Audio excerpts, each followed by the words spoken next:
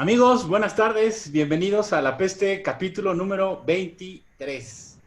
En esta ocasión tenemos un gran invitado, un lujo tener aquí a uno de los mejores compositores de música para cine en la actualidad, guitarrista, docente, maestro mío desde hace muchos años y un gustazo que haya aceptado la invitación, maestro Tomás Barreiro en La Peste.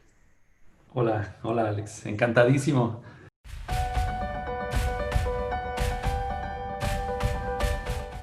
Hola Pablo, ¿por qué se llama La Peste su onda o qué? Cuéntamelo. Porque me gusta Albert Camus, A y mí. este proyecto Em, empezó el día que también empezó como el rollo de la pandemia y estas cosas, entonces por ahí tenía el libro tirado, dijimos pues la peste, ¿no? De todos modos nos vamos a morir todos. Encantado de estar en La Peste apestoso con ustedes. Oye, maestro, a propósito de la pandemia, ¿cómo te ha ido con ese rollo? Pues ¿Cómo estuvo has fuerte, visto ¿no? esto de la pandemia? Nadie nos imaginábamos. Fíjate que estaba yo en febrero del 20, andaba yo en Los Ángeles y me tocó ver una plática con John Williams, con Thomas Newman. Uf, Un evento así muy bonito pues, de los grandes compositores de la música para cine que hay en una sociedad gringa. Puedes ir y compras tu chupe y pues jangueas ahí con los maestros. Estaba la Hildur y tal, ¿no? Y nadie nos imaginábamos que se iba a venir. Y ya se hablaba, en Los Ángeles ya se hablaba del flu, Chinese flu y la chingada. O sea, parecía que ya venía, nadie nos imaginábamos y pues sí pegó durísimo. Sí, no, yo vivo en estuvo la muy Ciudad de cañón. México. Platicamos hace unos fines de semana con el músico maestro, el Horacio Franco, y nos comentaba que se contagió en Nueva York, o sea, que empezó todo esto y él se contagió y que también como que le llegó de sorpresa la enfermedad. Pero fíjate qué afortunado, ¿no? Seguramente asintomático y ya se compró, ahora sabemos que pues se compró una vacuna de 8 meses de mucha incertidumbre, ¿no? Mucha incertidumbre. Yo, fíjense que por suerte he tenido, la época que más trabajo he tenido en mi vida ha sido esta pandemia. Y pues lo agradezco mucho, pero al mismo tiempo sí he visto que, pues todo nuestro sector del performing arts, ¿no? Que le dicen, todos mis amigos que tocan en la escuela, en el jazz, en las orquestas, ¿no? Toda esa gente, los tramoyos, se quedó sin trabajo así de... Sí, estuvo muy cañón. Y aparte, hemos visto que diferentes profesiones se han tenido que adaptar a la era digital. Algunas les ha ido mejor que a otras, pero no sé, Claro. la música para cine, maestro, si llegó para quedarse la digitalización. Pues yo creo que sí, que es una cosa que a todos nos conviene. O sea, los medios siempre van y vienen. Mañana los japoneses inventan un teatro que es 9.9 surround con una pantalla 3D que aparte hace así, ¿me explico? O sea, yo no me preocuparía por eso. Y sí creo que o sea, el contenido gana terreno, el contenido se ajusta y pues hay gran contenido, ¿no? Hay películas que pues ya deciden irse mejor a Netflix y salir en Netflix, películas grandotas de Estados Unidos. Ujú. Tenet apostó por salir en la pandemia y no le fue nada bien, ¿no? Christopher Nolan. Se ve que está buena Mm. la peli, yo sí le traigo Pero ganas. también creo que No he está ido al como muy cine. infravalorada, ¿no? Pues es que nadie ha ido al cine. O sea, Bueno, la sí. verdad es que, y mucha gente sí ha volado, por ejemplo, pero nadie ha ido al cine. Ujú. Porque los aviones sí te prometen que tienen un filtro HEPA, se supone, ¿no? Y un cine con su aire acondicionado que recicla Sí. los bichos. Yo creo que la gente ha hecho bien en no volver a las salas de cine todavía, pero ya volveremos. Ya volveremos. A mí me encanta el formato Atmos, por ejemplo. Me encantan las salas de concierto. Yo compro mi abono en Lofunam y voy sistemáticamente. Y no, pues confío en que esto no se va a acabar, pero sí ha sido una sacudida muy fuerte. Yo sí, tuve amigos muy queridos que se murieron de COVID, la verdad. Mm. Por suerte, todo el mundo en mi familia cercana, pues la hemos librado muy bien, todos. Pero pues sí ha sido una reflexión fuerte, ¿no? Y yo pues sí me quedo con conclusiones. Las ciudades pueden funcionar mejor en la era digital. No se tiene que contaminar tanto, ¿no? Ujú. Ahora también he aprendido que el contacto humano es valiosísimo, ¿no? Sí, Y creo que ha cosas sacado que, varias cosas la pandemia, pero Sí. ¿Tú crees, Tomás, que en esta cuestión como de la digitalización se acaben los conciertos físicos, se acabe como las idas al cine?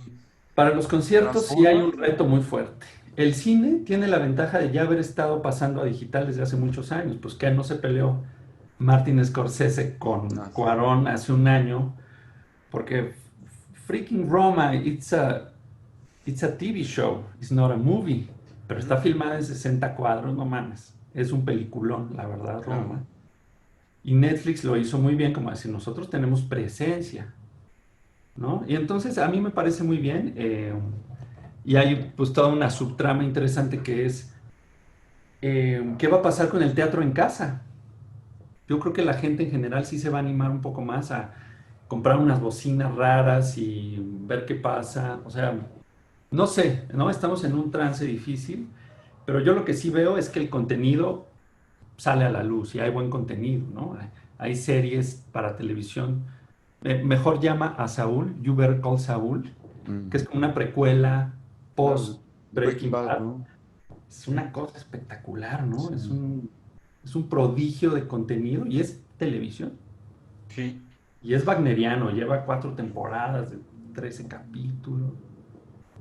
A mí me parece la mejor que se ha escrito. Y mira que Oye, vi Los y Sopranos.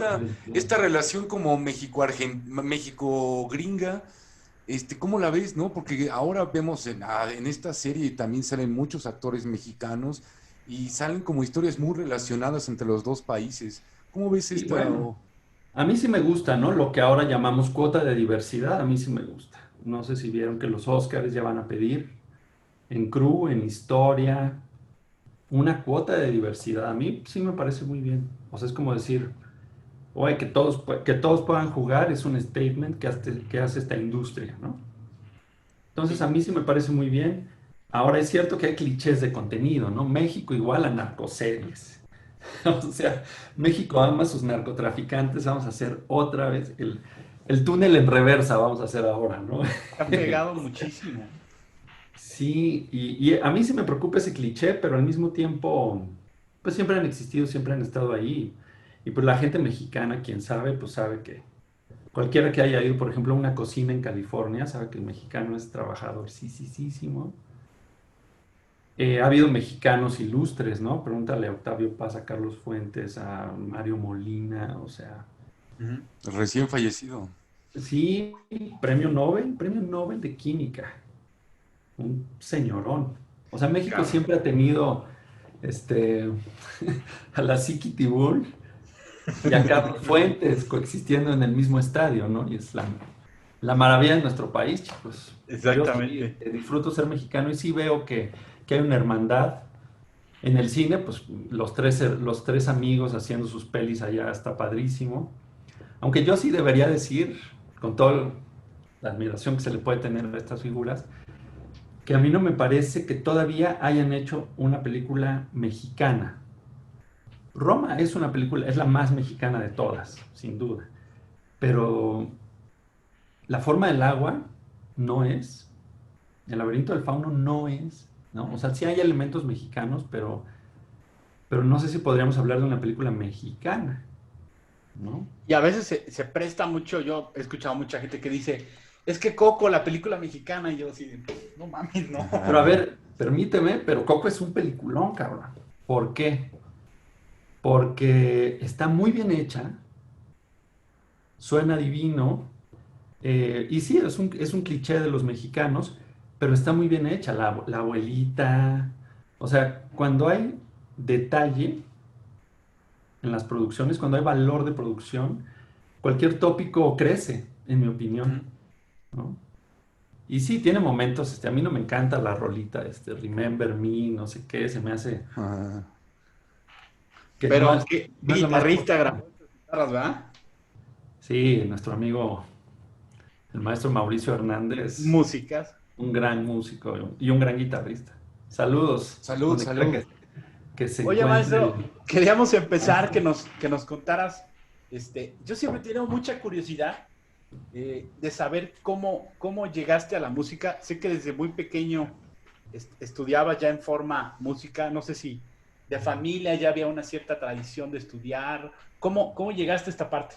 Claro, te voy a contar muy rápido una historia pues medio ruca, ¿no? Pero mi abuelo era de Minatitlán, Veracruz, nace, le ponen mal unas gotas de los ojos, se vuelve ciego, don Plutarco J. Barreiro, y desde muy temprana edad agarra el acordeón, agarra el piano, vive en Minatitlán, Veracruz como un joven, y se viene a la Ciudad de México en los 40 a hacer música y a hacer radio, el cieguito con su bastón. Y conoce en la Ciudad de México a Concepción Güemes, mi abuela, que aprendió a escribir música para que el cieguito, mi abuelo, tuviera trabajo. Y ahí tienes pues, cristianos, persinados, mi abuela de Guanajuato, o sea, de familia, ya sabes, de Panista. cuáles, por decirlo lo menos y lo primero, o sea, gente muy religiosa, sin ofender, pero pues se casaron y tuvieron 11 hijos, mi padre el número 4, yo tengo 24 primos, hermanos, y yo y mi hermano somos los únicos que heredamos el gen musical de nuestro abuelo. Pero mi abuelo, tú subías la escalera de su casa y él reconocía cuál de las 25 pisaditas estaba llegando. O sea, y él desde su piano me estaba, Tomás, ven, vamos al piano. O sea, tuve la fortuna de tener un abuelo muy musical, un padre teatral. Mi papá estudió teatro, estudió filosofía y letras y se dedicó a hacer teatro. Mi mamá, literata, también pues, estudió en la Ibero y conoció a mi papá. Mi abuelo era español por parte de mi mamá, madrileño. Y también yo heredo un pinche carácter de la chingada, un amor tonto por el jamón serrano y por el riojita, o sea, como que me baja muy fácil, no sé por qué, ¿no? Y esto sí, es que tengo ahí dicen por ahí, el cerebro reptil, ¿no? Español. Sí.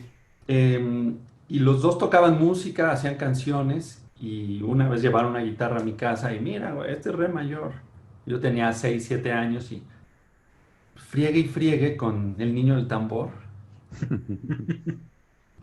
Y escuché una vez a el profesor de mi primaria, del Montessori de San Jerónimo, era una persona muy interesante que se llamaba Alejandro Alcántara, un músico pues bien formado y que quién sabe por qué llegó a esa escuela.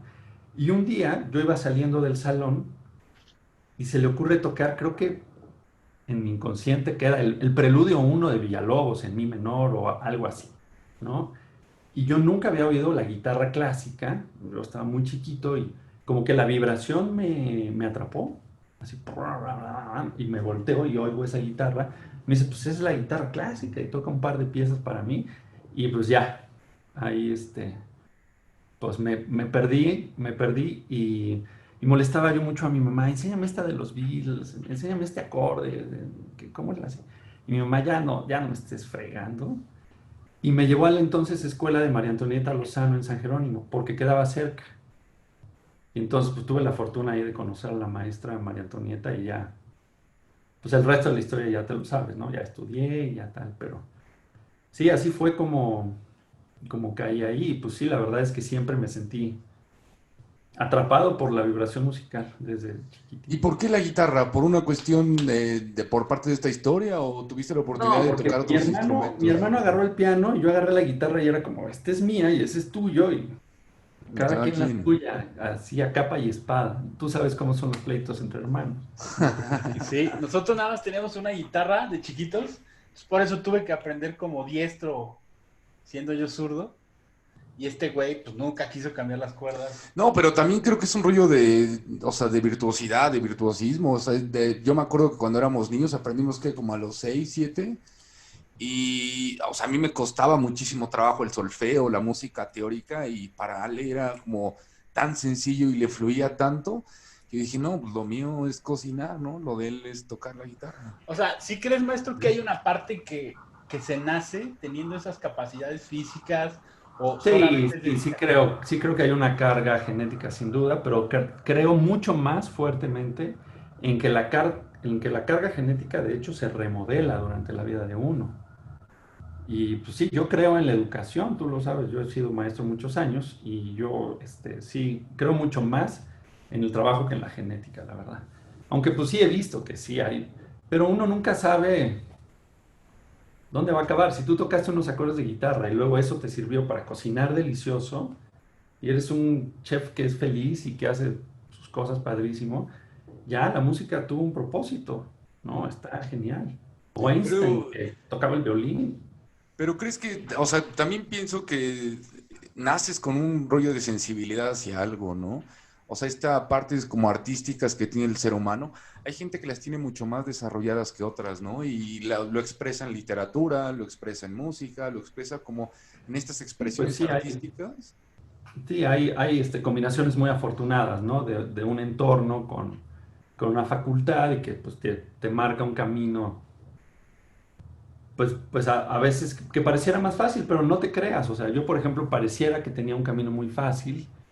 Hice mi maestría en guitarra clásica y tuve una lesión en la mano y yo pensé que mi carrera musical se iba a acabar, ¿no? O sea, también todo el mundo tiene una historia y tiene unos asuntos que trascender, yo creo, ¿no? Y la vida nos pone justo en el lugar que tenemos que estar.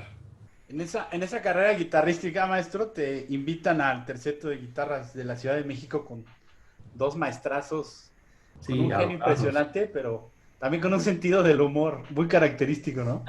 Sí. ¿Qué experiencias yo No, creo has de haber vivido con ellos dos? pues bueno, Gerardo Tamés, pues sí fue como mi papá musical, ¿no? O sea, yo caigo ahí con la escuela de María Antonieta Lozano y María Antonieta dice, no, yo le tengo que conseguir este buen maestro de guitarra. Y resulta que también vivía cerca el maestro Tamés. En Y San entonces ya Ángel. valió gorro ahí, me acabé de formaciones profesionales Ajá. y ya. No, muy querido el maestro Tamés, pues, ¿qué te digo? Es un ícono de la música mexicana y pues sí, muy afortunado de decirme su amigo, la verdad, el maestro Tamés. Y Antonio López, que pues, es un gran guitarrista, que entiende perfectamente el estilo mexicano, la guitarra popular mexicana, ¿no? Que pues sí es, así como hay guitarra popular argentina, así como hay jazz y blues en Nueva Orleans o el Delta Blues, ¿no? O el Chicago Blues, hay una guitarra mexicana, ¿no? Una guitarra popular mexicana y toda una escuela. ¿Se acuerdan de este guitarrista Chabela Vargas? Briviesca se llamaba. Sí. Ujú. No, o sea, sí hay una escuela muy linda Y a mí, que... a mí me da la impresión que como mexicano guitarrista estamos muy acostumbrados a los Pablos Garibay y los Oman Kaminsky y como que no terminamos de percibir que la guitarra en los guitarristas mexicanos están, yo siempre he considerado como un escalón arriba, o sea, Sí, en somos diferentes países, potencia, claro. México es potencia desarrolladora de muy guitarristas. cabrón. No de futbolistas, no de políticos, sí de cineastas, por ejemplo, Ujú. sí de químicos, sí de escritores, de tenores, de compositores y de guitarristas. La verdad es que México sí es potencia en la guitarra. Pablo Garibay, pues ya sabemos, ¿no? Que es un campeón y, bueno, Cecilio, pero hay muchos nombres, ¿no? Oman que toca increíble. Bueno, Sí, desde los silvestres, ¿no? Digo, desde los revueltas. sí, desde los revueltas, pues sí, México tiene, sí, sí, sí. O sea, toda la cama de muralistas, Tamayo. O sea, México siempre ha tenido grandes artistas y pues la política siempre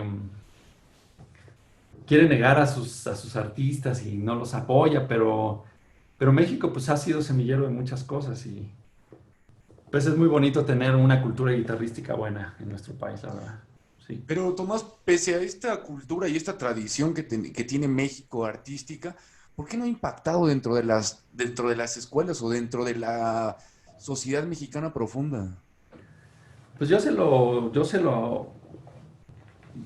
lo recrimino a la SEP y a Televisa y al contubernio que juntas desde 1950 hasta nuestros días han tenido para con la cultura mexicana. O sea, la cultura mexicana sí ha sido objeto de un ataque, la verdad. O sea, que César Costa estuviera replicando canciones de Dulces y Paletas en los 60s y Enrique Guzmán, o Ujú. sea, eso era contracultura, eso sí fue veneno y las telenovelas, Sí, yo sí creo que han afectado mucho a ciertos aspectos de la educación mexicana, pero al mismo tiempo, pues la cultura mexicana siempre se ha desbordado, ¿no? Y siempre ha sido mucho más que los aparatos de, pues sí, de difuminación de chatarra, pero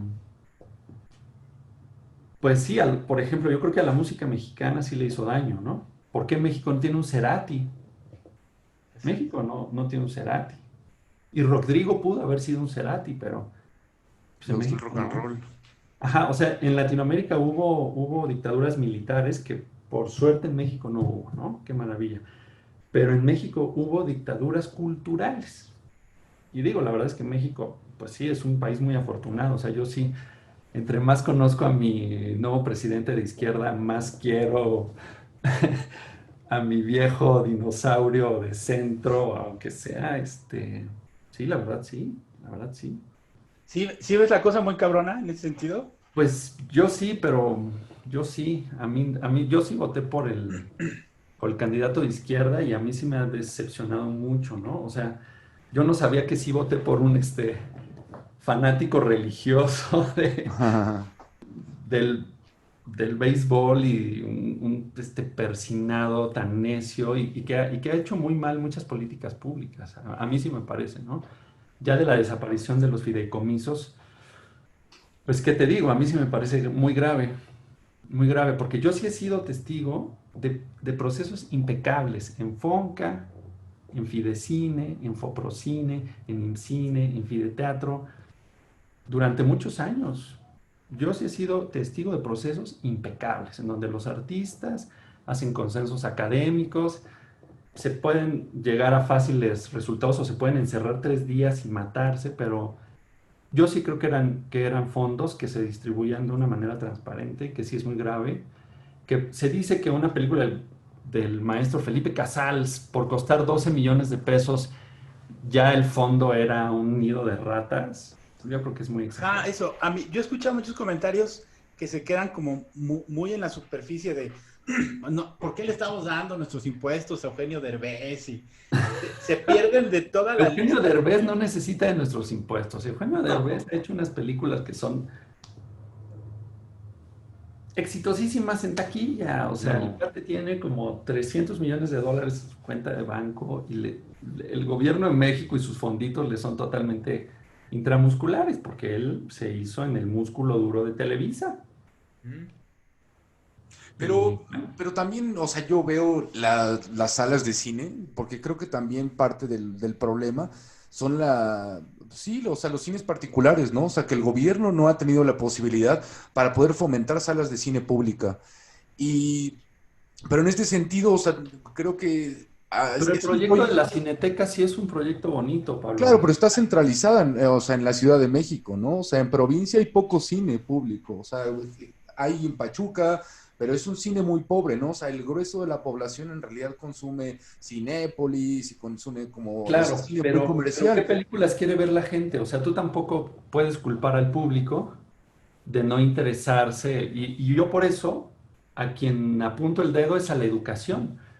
O sea, la formación de públicos es importante, pero no juzgar al público también es importante. A mí, si hay, yo creo que lo que más me choca de este nuevo régimen llamado la 4T es precisamente la superioridad moral, ¿no? Y el decir esto está bien o esto está mal. El público mexicano, pues sea como sea, consume un montón de cine. Es de los públicos más consumidores en el planeta, debajo de la India. O sea, el mexicano va al cine, pero, pues, ¿qué quiere ver el público mexicano? El público mexicano quiere ver No Manches Frida 8 y van a llenar esas salas.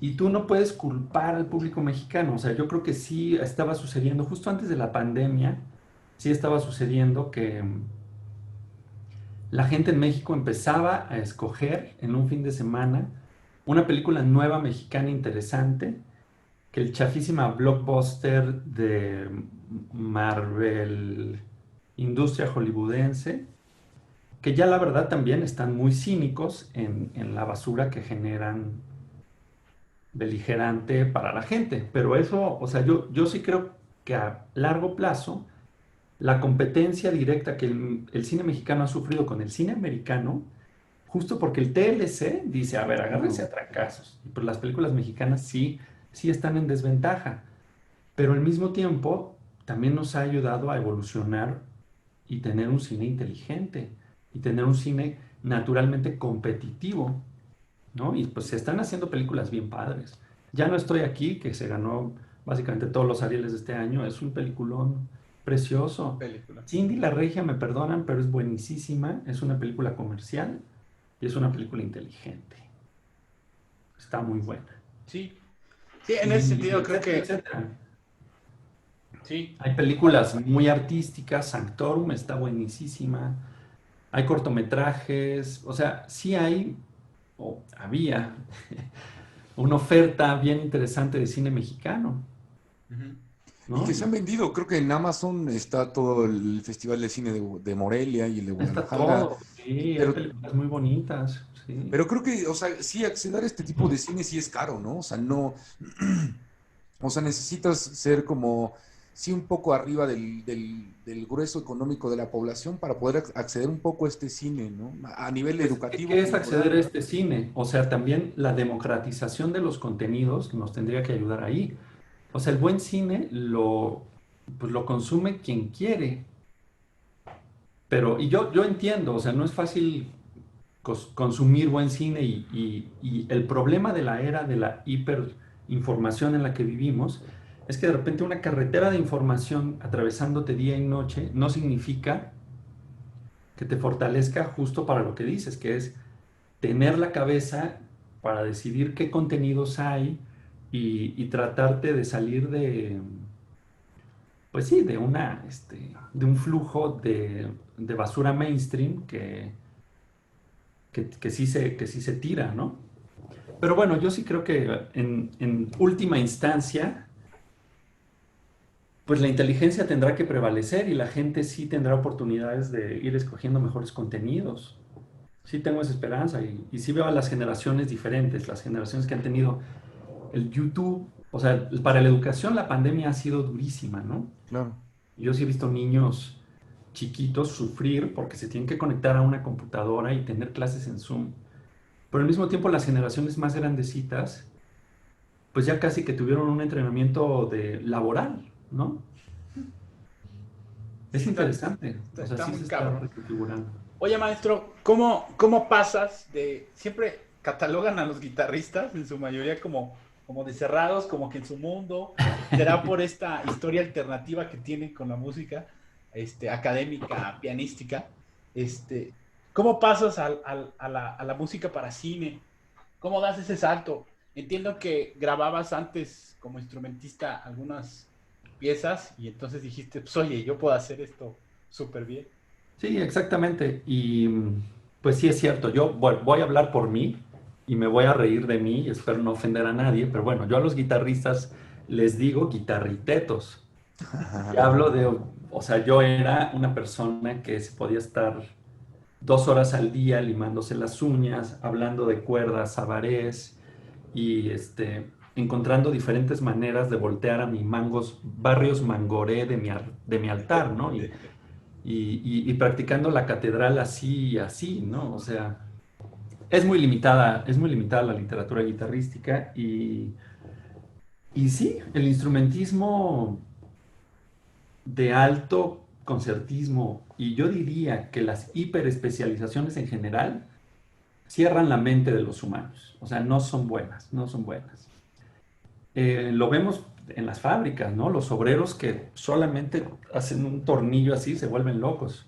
En fin, yo encontré en mi carrera que después de 20 años de dedicarme a la guitarra, mi mente estaba muy cerrada para la creatividad, pero fue gracias a una lesión que dije, existen los sintetizadores Moog, existe el teatro, el cine, las exposiciones, el performance, ¿no? El mundo creativo, no importa con qué flecha dispares, lo que importa es el contenido, qué tienes que decir, ¿no? Y por eso digo que el cine nunca se va a morir.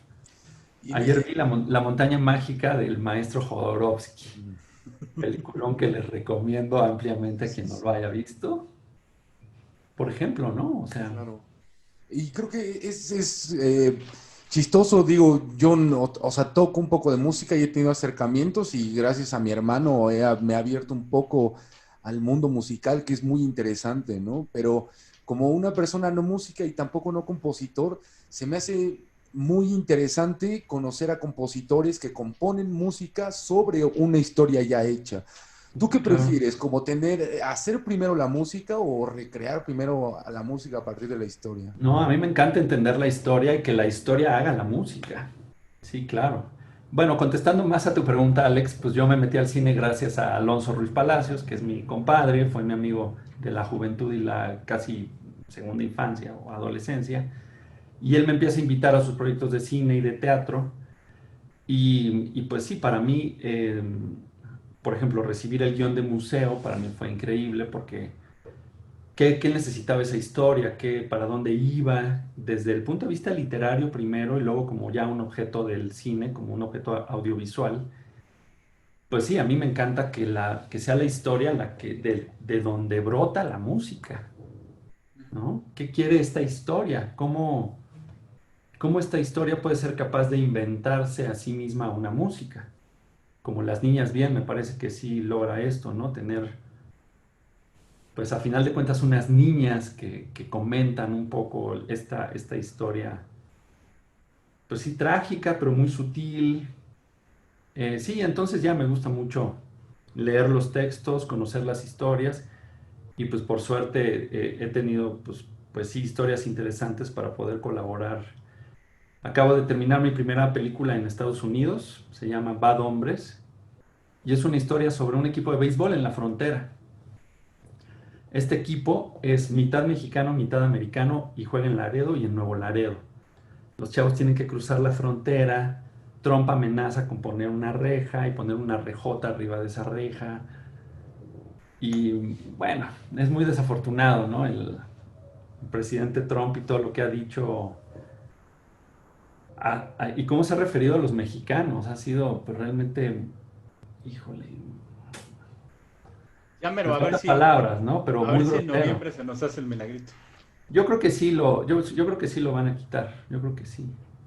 Ojalá que sí. Sobre todo porque ya la gente está harta de que la policía gobierna para los blancos. O sea, eso ya Sí, se hizo evidente. Y el entonces, movimiento de George Floyd, todo lo que causó, fue un impacto brutal. O sea, de esa brutal, noche levanta ese güey. brutal. Y qué bueno, porque pues hay mucha gente que necesita empoderarse, ¿no? En Estados Unidos y en México. O sea, también hay que poner un espejo en México, pues hay que aceptarlo. Somos un país profundamente racista, en donde básicamente hay dos clases, que es los que sirven y a los que les sirven. Eh, eh, se destapan muchas cosas, ¿no? Con cómo vamos a hacer para que de veras todos estemos contra el racismo. Ujú. No es fácil, ¿no? Porque hay racismos heredados, hay racismos mamados en una mamila, ¿no? Y bueno, pues ojalá, yo sí espero que vengan tiempos mejores y retomando el cine, vienen historias interesantes. Bad Hombres es una muy bonita historia. Estoy haciendo una película venezolana que es distópica, que sucede en los 2030 y está Todavía está bien padre Maduro. la historia. No, Maduro ya no está, pero se ven unas huellas del chavismo así espantosas. Y es un thriller juvenil, un tanto erótico. Está fantástica la película, creo que le va a ir muy bien. Cosas que no hacemos de Bruno Santamaría, la está rompiendo. Es una peli divina, es un documental que filma en el Roblito, en la comunidad Roblito en Nayarit. Y sigue con una cámara a un grupo de niños, hasta que el niño más grande pues se empieza a vestir de mujer y sale del closet el niño delante de sus papás, enfrente de la cámara, a manera de documental. Órale. Es una locura de, de belleza y es muy impresionante cómo Bruno elige, dentro de una realidad pues mexicana y horrenda de narco, de violencia, contar una historia en donde tú ves optimismo a través de los niños. Y a lo mejor ves la escuela de los niños y dices, híjole, esta escuela es un desastre. Pero ves a los niños y sus actividades y sus valores y Y pues acaba siendo una película muy bonita y muy esperanzadora de que, pues sí, México, yo sí tengo esperanza en México, es un bonito país, pero, híjole, la miseria es muy amiga del narco. Y esa combinación le está pegando muy fuerte a México. Muy cabrón, es un tema muy delicado que tiene mucho tiempo ya Sí, lacerando el tejido social en este país. Oye, maestro, hace 2 semanas estabas dando una conferencia acerca de las diferencias entre la música de concierto y la música para cine. Me la eché completita y me acordé mucho de una entrevista que le hicieron a Pierre Boulez por ahí del 2015. No, ¿qué por ahí te, del qué te 2010. tomas? Yo soy muy fan de Pierre Boulez, Del ¿no? 2010. Y hablando pestes de Stravinsky como siempre lo hizo, decía que Stravinsky era muy bueno haciendo música cuando tenía la interacción con el libreto o con el baile. Entonces, demeritaba un poco el hecho de que la música eh, tuviera esa relación o esa dependencia con otro tipo de arte. ¿Qué dificultades se encuentran o qué diferencias hay entre esa música de concierto en donde tú te sientas a componer de cero y la otra música en donde premeditadamente tienes un guión o una imagen? Ambas tienen sus pros y sus contras. Y toda la música acaba siendo arte por el arte. Y la pieza favorita que dirigía mi amigo Pierre Boulez se llamaba La consagración de la primavera, Ya. ¿no? Y él la veía, Pierre Boulez siempre vio la consagración de la primavera como una partitura.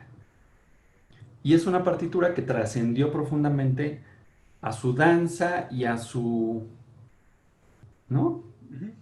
Pero Y hay ejecuciones posiblemente de danza de la consagra excelentes, ¿no? O sea, por ahí hay hay una versiones de Nueva fantásticas, York claro. perfecta. Sí, sí, sí. Yo fui a la Pero ¿le última. roba mérito a la música, a la danza? Para nada, para nada.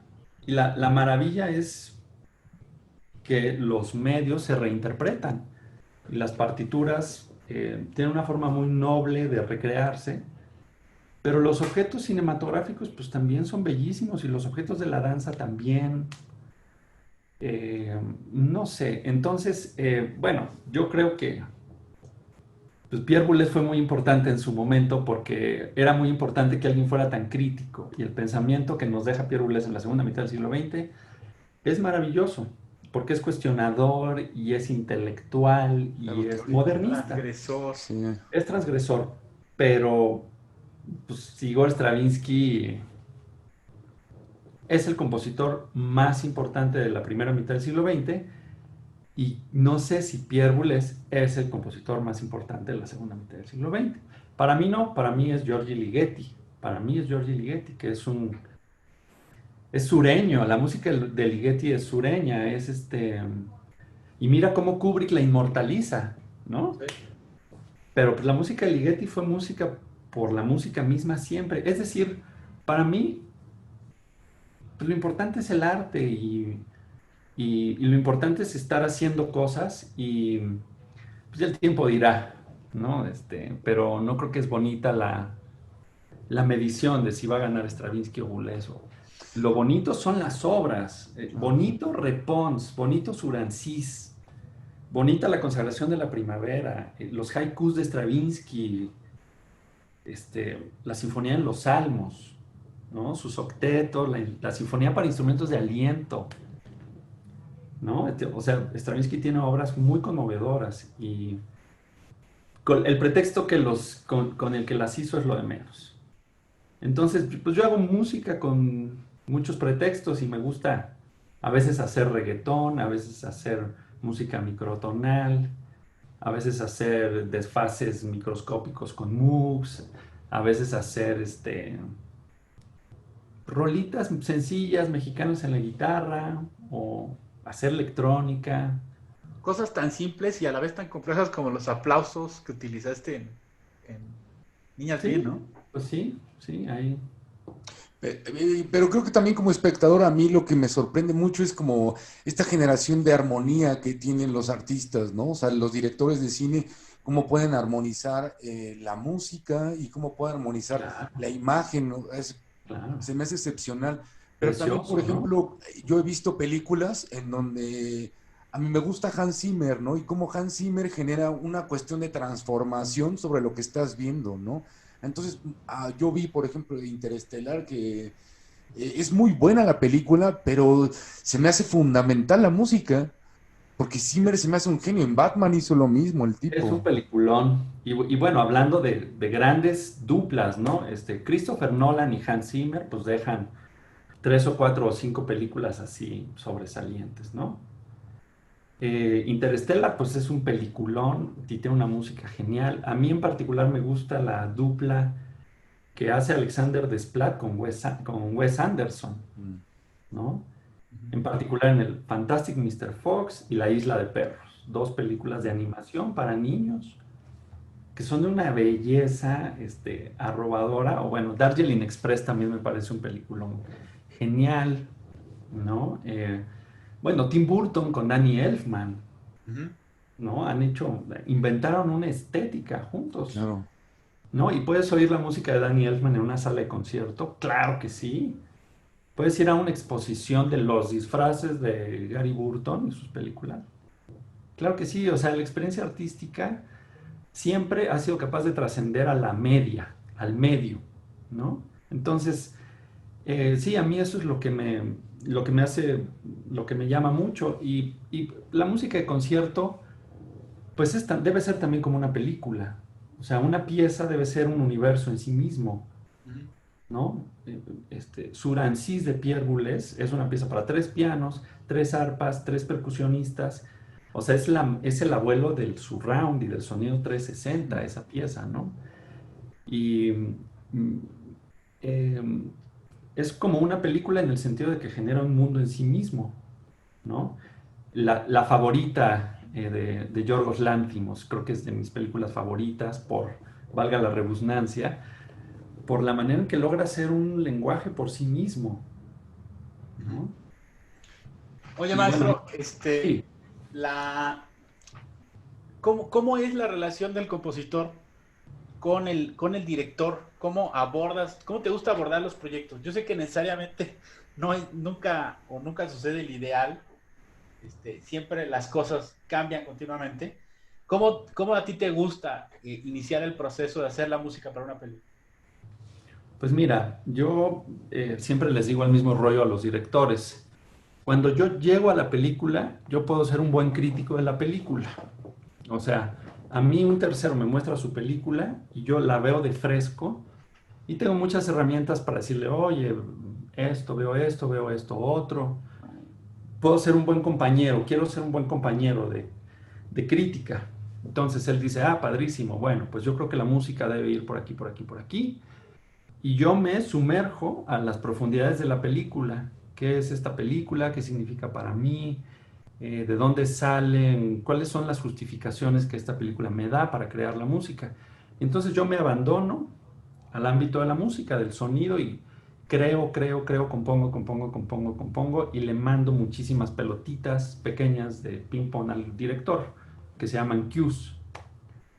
Y entonces pues yo lo bombardeo con pequeña música para pequeñas escenas, él me va dando feedback y hay un momento en el que yo le pido al director que por favor me rescate, porque yo ya estoy muy abajo, y entonces él empieza a decir, bueno, esto sí, pero hasta aquí, esto está bonito, retómalo aquí, esto está muy fuerte, bájale, esto es mucho, córtale, ¿no? Y entonces el director me rescata a mí y ya juntos entregamos un trabajo a el diseñador de sonido, al mixer, en algunos casos al editor. Ujú. Y ellos también van a tener algo que decir, porque el cine pues sí es un arte colaborativo, sí.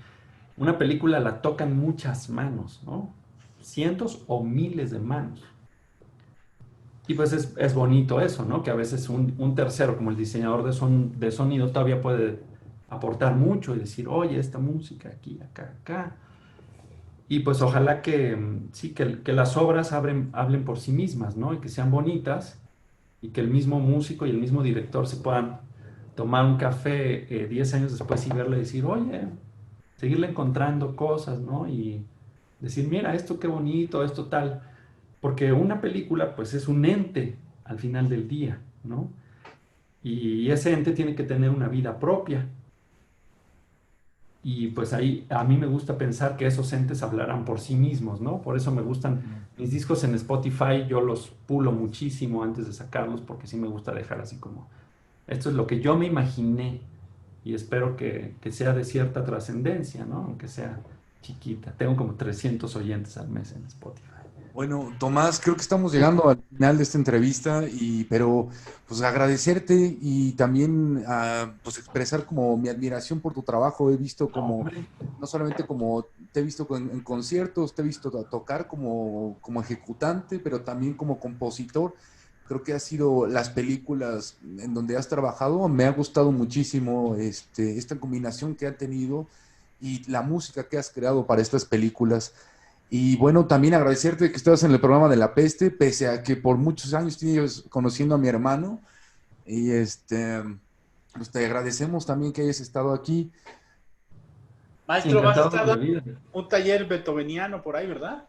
Vamos a hablar de Beethoven con la UNAM y con la Cátedra Bergman de la Filmoteca de la UNAM. Vamos a hacer un curso todo noviembre sobre Beethoven en la música, que híjole, me he tenido que poner a estudiar, la verdad.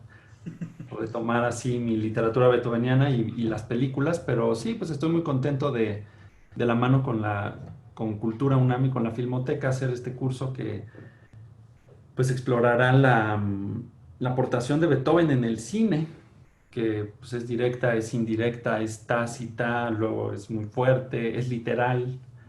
Y pues sí, vamos a hablar de muchas películas, si se quieren dar una vuelta ahí vamos a hablar. Gracias. ¿Para todo público? Para todo público, sí, se puede buscar ahí en la página de la Filmoteca UNAM.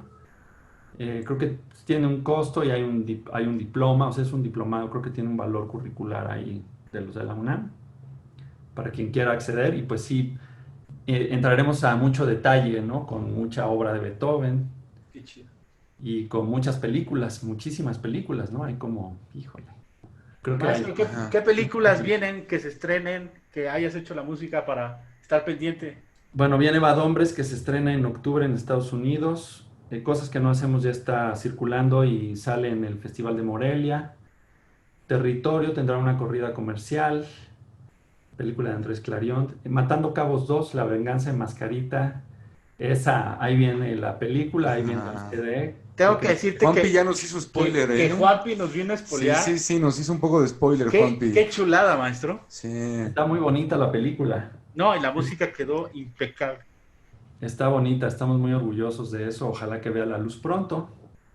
Viene Dime Cuando Tú, que es una película de ópera prima de Gerardo Gatica. Está muy linda. Sale Verónica Castro. Está muy, muy bien la película. Héctor Bonilla. Jezabel viene también, que es esta película venezolana. Y viene El Paraíso de la Invención, una obra de teatro filmada con Marina de Tavira, con Regina Blandón, con Poncho Herrera y dirigida por Lorena Massa, una gran directora de teatro que se está pues adentrando, sin querer queriendo y gracias a la pandemia se está adentrando en el contenido multimedia y está haciendo esta obra de teatro filmada. Entonces, pues estoy muy emocionado de ver cómo va a quedar ese formato. Como regresar el cine a sus raíces, ¿no? Exactamente. Ha sido muy bonito, la verdad. Ha sido muy bonito. Y bueno, también que te puedan seguir en tus redes sociales. Eres un ávido tuitero. Más o menos. Y bueno, pero creo que si ahorita en la edición que puedan salir tus redes para que te sigan y también en Spotify, porque es muy interesante. Creo que vale la pena leerte y vale la pena escucharte. Igualmente, Maestro, Pablo, muchas gracias por esta plática y pues encantado de la vida de platicar con ustedes cuando quieran. Mil gracias, maestro. Te mando un abrazo. Cuídate, Tomás. Abrazo. Gracias.